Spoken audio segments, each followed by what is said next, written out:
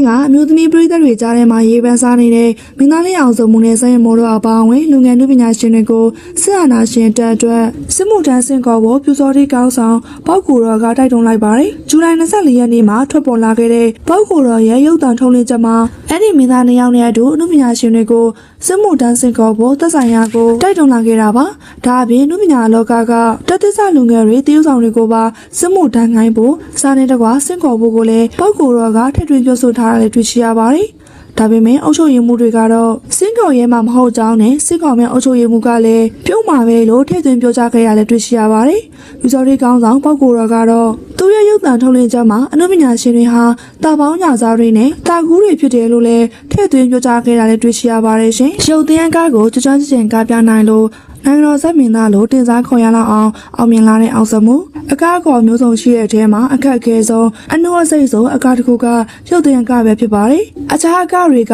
ကုခန္ဓာကိုယ်ရဲ့အလားပါအကျိုးစားတွေကိုပျော့ပြောင်းစွာသုံးချပြီးတော့ကားရပေမယ့်ရုပ်သံရုပ်ကတော့ကားပြမဲ့အမှုပညာရှင်ဟာကိုတစ်သားရုပ်တရုပ်ကိုမယူထားရပါတယ်။အပေါ်ကနေမမြင်ရတဲ့ကြိုးတစ်ချောင်းကဆွဲတင်လိုက်မှလက်တစ်ချောင်းကထောင်တက်သွားကကျိုးကိုလွတ်ချလိုက်မှခေါင်းလေးကစက်ကနေကျသွားတာမျိုးစားတဲ့ခက်ခဲတဲ့တရုပ်ဖော်မှုတွေကိုလုပ်ရတာပါရုပ်သေးကားကိုထူးထူးခြားခြားပါရမီရှင်တွေဇွေလုံးကကြီးမားတဲ့သူတွေကမှကားပြနိုင်ပြီးတော့ခက်ခဲလာတဲ့ရုပ်သင်းရောကားကိုစိတ်ဝင်စားတဲ့အောင်စုံမှုတယောက်စက်ခုံပေါ်မှာကားပြသွားနိုင်ခဲ့တာလည်းဖြစ်ပါတယ်အောင်စုံမှုရဲ့ဆွဲကမနေတာကြောင့်ဝစီယာပြဆက်ယုံမှာရှာမခိုင်မာလွင်တဲ့တို့ရုပ်သင်းကားကိုကားပြနိုင်ခဲ့တာလည်းဖြစ်ပါတယ်ဒီပွဲမှာကားပြဖို့အတွက်အခွင့်အရေးရတာကအောင်စုံမှုရဲ့ကံကောင်းမှုကြီးတစ်ခုဖြစ်တာကြောင့်အခုဆိုရင်တော့သူ့ကိုနိုင်ငံတော်ဇက်မင်းသားတို့တောင်တင်စားခေါ်နေကြပါပြီအောင်စုံမှုနဲ့ဆီယာမခိုင်မာလွင်တို့ကခန္ဓာကိုယ်မှာကျိုးတွေဆွဲပြီးရုပ်သိမ်းမျက်နှာဖုံးတွေကိုတက်ကကားပြခဲ့ရလဲဖြစ်ပါတယ်ရုပ်သံကားနဲ့အခြားကားတွေကမတူညီပဲသူ့ရဲ့လှုပ်ရှားမှုတိုင်းကတစ်သားရုပ်လေးတစ်ရုပ်လို့ကျိုးဆွဲခံရသလိုတတောင်လေးနဲ့လိုက်ပါသွားတဲ့ပုံတွေ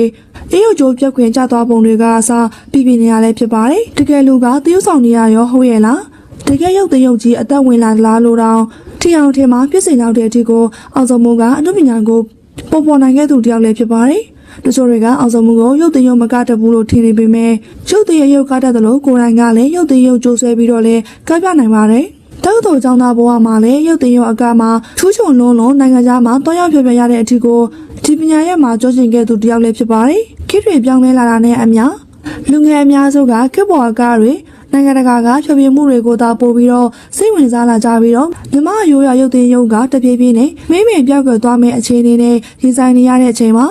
ဒါပေမဲ့အောင်စမှုကတော့သူ့ရဲ့နာမည်ကျော်ကြားမှုပြည်သက်အခိုင်အမာရရှိမှုဆိုတဲ့ဩဇာတိတ်ကမကိုအသုံးချပြီးတော့ဒီမင်းမိအနေနဲ့ရုပ်သင်းဥပညာကိုပြန်လည်ချပြခဲ့ရလဲဖြစ်ပါတယ်ဆရာ